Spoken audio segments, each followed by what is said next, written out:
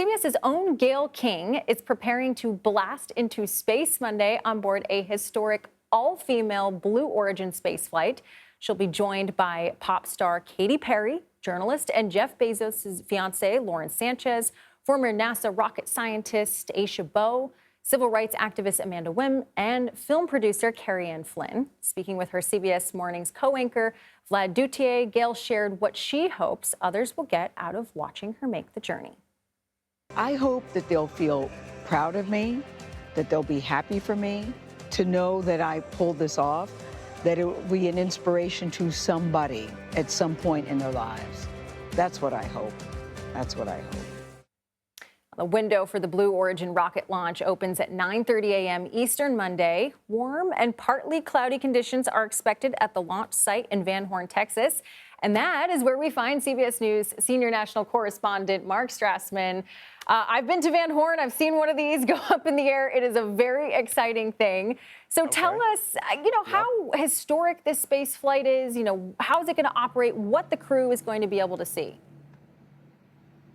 Well, I mean, Lindsay, for all the complicated rocket science behind it, the goal of the launch is really quite simple. 6 women strapped inside a capsule. They're going to go. They're going to rocket up 62 miles to the edge of space.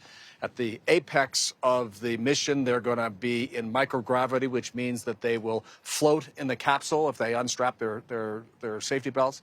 Float in the capsule for about 4 minutes. They'll be able to look out the windows, see the curvature of the Earth. Then they'll strap back in.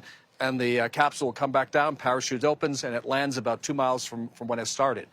Total time of the trip from liftoff to touchdown is 11 minutes. That's it, 11 minutes. But you can bet they'll remember what they went through for a lot longer than 11 minutes. I mean, this is a bucket list, lifetime memory kind of moment for these 6 women.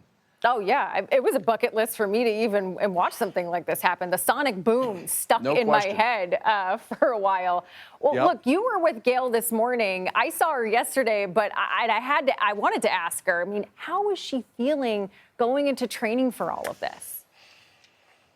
It's a little complicated, Lindsay. I mean, listen, she's excited about it, obviously. She is. I mean, she recognizes how unusual this moment and opportunity are.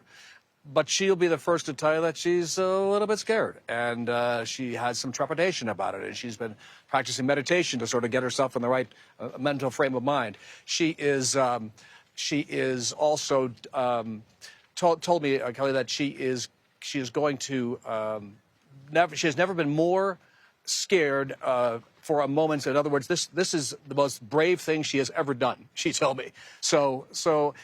When you think about it, I mean, it is complicated, but I think on the whole, props to her for stepping outside her comfort zone, and props to her for being willing to take on something that is understandably intimidating. Major props to Gayle, who we're all going to be watching, rooting her on. Before I let you go, adventure tourism is kind of what we would call this, right? It's a budding industry for people that want to push the envelope. How is the space tourism industry evolving?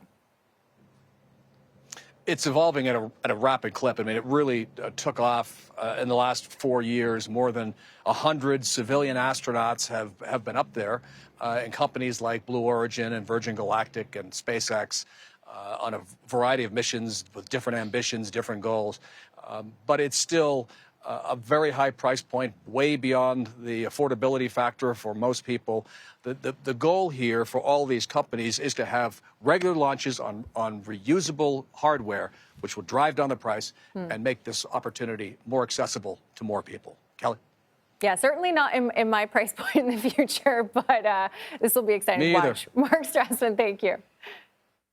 We're going to have live coverage of Gayle's trip to space on Monday, starting at 9 a.m. Eastern, 6 a.m. Pacific, right here on CBS News 24/7 and Paramount Plus.